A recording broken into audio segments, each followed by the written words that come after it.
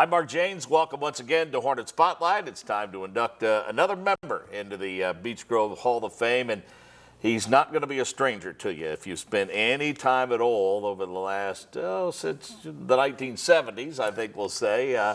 Oskar Vuskalns, hey, congratulations to you. Thank you very much. Another proud member of the Hall of Fame, and we'll start with you like we start with all of our inductees and our recipients. Just give us a thumbnail sketch, if you would, Coach. What was life like in 1979 as a student of Beech Grove High School as compared to the way it is now here in 2014? Oh, life at Beech Grove. The graduating class had 194 students. There were, well, the auditorium had been built.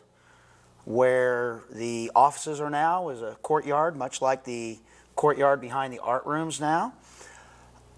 The pool had been built. There was one gym. The football field was where it is now. The track is where it is now. There were tennis courts behind the building, and that aren't there, but in a lot of ways, very, very similar to what it is now. I would think that having gone to a small school myself, the beauty of it is that boy, you knew absolutely everyone, didn't you? I mean, pretty much 9 through 12. Or was it a 7 through 12 building at that time, or was it just 9 through 12? The high school when I attended was a 9 through 12 building, and it was real easy for me to know all my classmates. However, I'll confess I'm pretty tunnel visioned on people, and I knew my classmates, but there have been times where after I graduated, someone would come up to me and I wouldn't know who they were, and I felt badly, and they had graduated in the year after, or 2 years or 3 years after I did, and they had been here, and I feel badly that I did not know them. Well, that's all right. I've had that at Monrovia. I have people that I know for several years on both sides of me, but I also graduated with people who have no recollection of those, and it's just it's just a difference in personality, philosophies, whatever the case may be, is what you may or may not be focused on. First of all, we'll thank you in advance for your service to our country, but we want to dive into that a little bit. You eventually ended up at West Point, the military academy, proudly. This community is proud of you for that, but talk about how that process came about. Well, in my senior year, going into my junior and senior year, I was an athlete. I was an OK scholar, an AB student. I was still in the top 10% of the class. I was hoping to get an athletic or academic scholarship.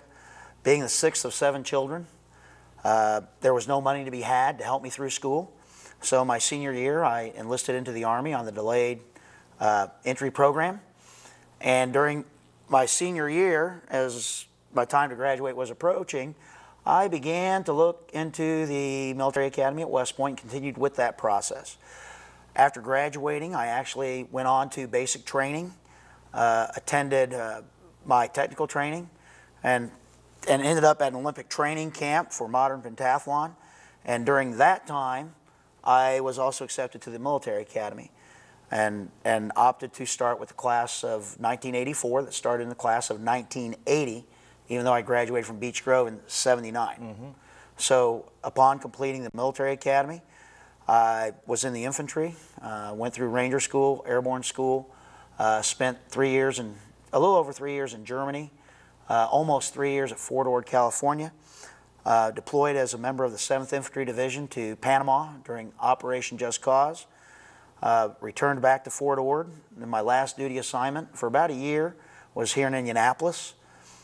And then in 1992-93, the Army was getting smaller. I had always wanted to be a teacher and a coach, and in 1993 I opted to leave the military service and go into teaching and coaching. Now, athletics a big part of your high school career, but you were also able to continue involvement in athletics in the military? Yes. Well, after graduating and even after basic training, ended up down with the U.S. Olympic training team as part of the modern pentathlon training squad. And so it was hard to leave there, realizing I could train for the 1984 Olympics and have a chance of making that team. However, when the academy option came up, I opted to go on to college.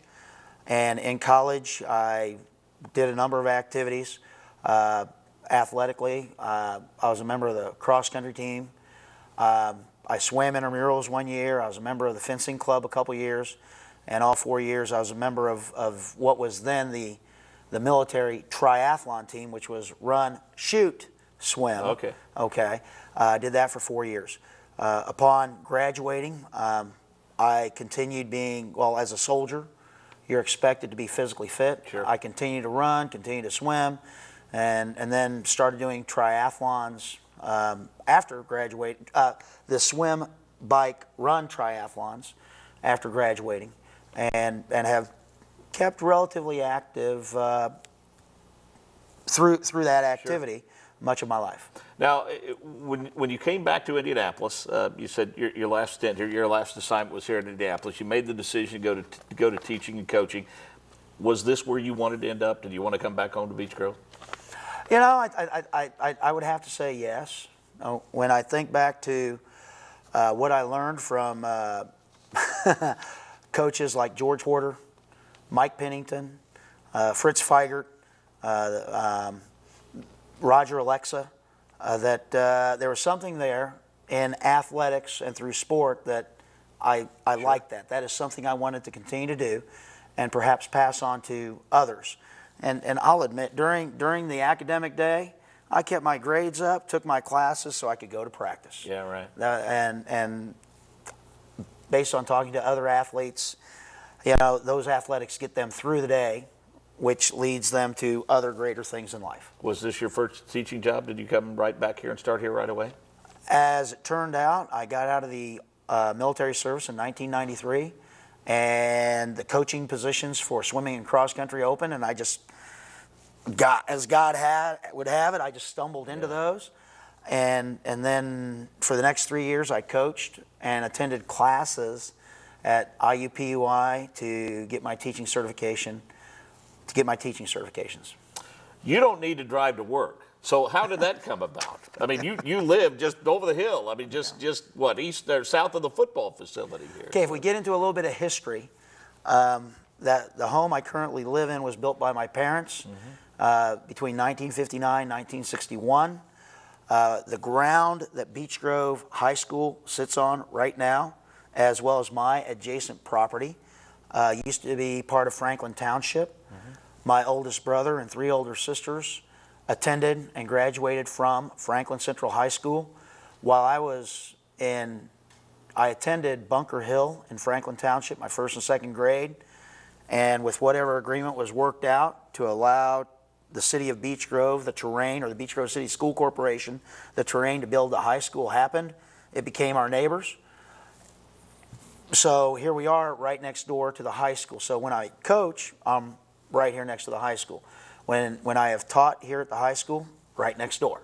When I have taught a little further away, it's a little bit longer walk, but it's only 2 miles to Central Elementary. Well, not only do you bleed black and orange, your family does as well. Let's first of all talk about, I know from experience, it's hard to be a good coach without a good coach's wife, and you've got a pretty good one, don't you? Yes. I met my wife through the military, Christine. We had actually gotten in touch. There's a whole other long story there. I'll keep her till the day I die. Okay. She just recently retired from the U.S. Army Reserves, actually this month, after 30 years. Thank you.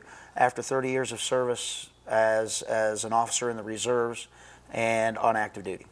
Well, Dad's going into the Hall of Fame, and that's a pretty big honor, and it's a good thing, too, because your last name is all over the record wall out there in the lobby. Let's talk a little bit about the success that your children have had here at Beech Grove. Well, the first name from Beech Grove that that went up on a record board, I'm trying to think if it was my older sister who graduated 2 years ahead of me, and I don't remember whether or not she got what was then the mile record.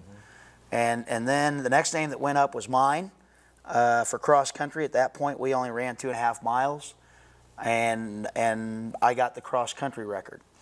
And then after that was my younger brother, who is already in the Alumni Hall of Fame. He graduated in 1984.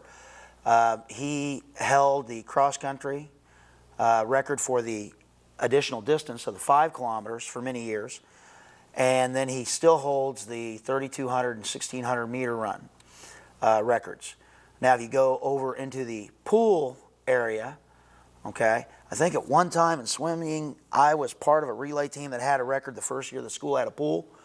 But if you look at the record board, the names on the record board currently are either my sons. I have a 24-year-old son who graduated in 2008. I think he still holds several middle school records, not high school records. My daughter Elise, she still holds some middle school records, had some high school swim records, but those were broken. And now my 15-year-old son, who is a sophomore at the high school, he also has a part of a middle school relay swim record. And then he's working on a couple of high school ones. And then my youngest son is a 7th grader, and he's got his sights on a few of the records too. I guess in closing, I would ask you, I know you want to do this a few more years, good Lord willing, as they say. Could you ever have imagined your life turning out any differently or any better than it's turned out for you here at Beech Grove? No, it's hard for me too. When I look at the way things have unfolded, and I've frequently said that I'm too stupid to take care of myself, so God looks out for me, and the way just things have fallen into place, it's amazing, and it's just truly amazing. Between my family, my wife, yeah, I am extremely blessed and happy.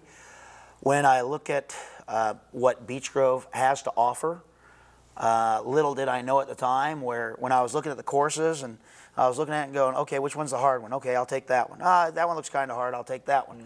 That one was too hard. Maybe I'll drop that one my senior year. But with what Beech Grove has to offer, Beech Grove High School has to offer, if the students embrace that and take those challenging classes, and here again, when you look at the accomplishments of the other individuals inducted into the Alumni Hall of Fame, a Beech Grove graduate can accomplish anything. They don't need to go to any other school, okay? If they apply themselves here at Beech Grove High School, what the high school has to offer, they can be successful in any walk of life that they choose to be. And don't you think long term that's the most rewarding thing about coaching is when those players that you've influenced in some way come back? It doesn't matter how much success they had. It doesn't matter if they ever want to meet.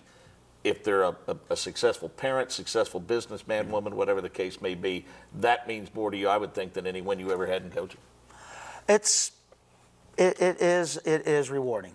Yeah, it is rewarding. Well, congratulations to you. There's the spoils. Oh, wow, thank you very much. And from this point forward, you'll always be a member of the Beech Grove Hall of Fame, and your family for generations can stop by and enjoy that. Well, thank you very much. Our latest inductee into the Hall of Fame, congratulations. We appreciate his outstanding contributions to Beech Grove. Believe it or not, folks, the year's coming to a close. You can go to the Beech Grove High School website. You can get more information on these events I'm going to toss out to you. To give you an idea of some of the stuff coming up, Spring Spectacular, May 17th at 7 o'clock. And, of course, a lot of this is going to be date and time sensitive because of when we're recording this show. Athletic Awards program is Tuesday, June 3rd. That'll be at noon. Senior final exams are the 29th and 30th and June 2nd and 3rd. The underclassmen finals will be the 30th. June 2nd, 3rd, and 4th, by the way, are snow makeup days. Again, June 2nd, 3rd, and 4th are snow makeup days. Our academic honors night is May the 28th at 7 o'clock. Commencement practice for seniors will be Friday, June 6th. That'll be at 12 noon. The baccalaureate is Friday, June the 6th at 7 p.m. Commencement, Saturday, June 7th. That's at 10 o'clock in the morning. Again, commencement, Saturday, June 7th, 10 a.m. And credit rescue. These are important dates, June 4th, 5th, 6th, 10th, and 11th. I want to thank Malcolm Larry and also Wiley Kraft for their production and production assistance on the show. Also thanks to our assistant principal, Randy Clevenger, for helping us put all of this together. I'm Mark Jane. So long for now.